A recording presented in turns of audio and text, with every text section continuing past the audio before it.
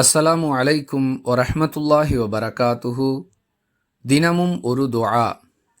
படுக்கைக்கு செல்வதற்கு முன் ஓத வேண்டிய துஆ. ரசூலுல்லாஹி ஸல்லல்லாஹு அலைஹி வஸல்லம் அவர்கள் தூங்கச் செல்வதற்கு முன்பு அல்லாஹும்ம பிஸ்மிக அமூத்து வ அஹ்யா என்று ஓதிக்கொள்வார்கள் என புகாரியில் இடம்பெறக்கூடிய 6325வது ஹதீஸிலிருந்து அறிந்து கொள்கிறோம். இறைவா, உன்னுடைய பெயரை கொண்டே மரணிக்கின்றேன், உன்னுடைய பெயரை கொண்டே உயிர் தெழுகிறேன் என்பது இதன் பொருள்.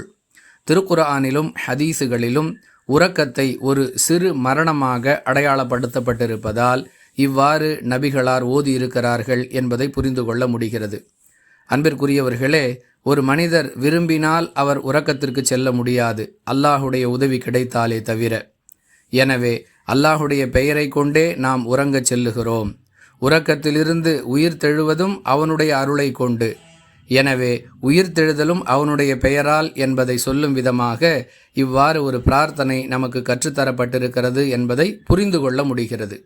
அன்பானவர்களே, தினமும் படுக்கைக்கு செல்வதற்கு முன்பாக ஓத வேண்டிய பிரார்த்தனைகள் என்று ஹதீஸுகளில் அதிகமான பிரார்த்தனைகள் சொல்லித்தரப்பட்டிருந்தாலும் குறைந்த வார்த்தைகளை கொண்ட எளிமையான வாசகமாக இந்த பிரார்த்தனை அமைந்திருப்பதால் இது மட்டும் எடுத்துக்கொள்ளப்பட்டிருக்கிறது. மீண்டும் ஒரு முறை பிரார்த்தனையை சொல்லுகிறோம்.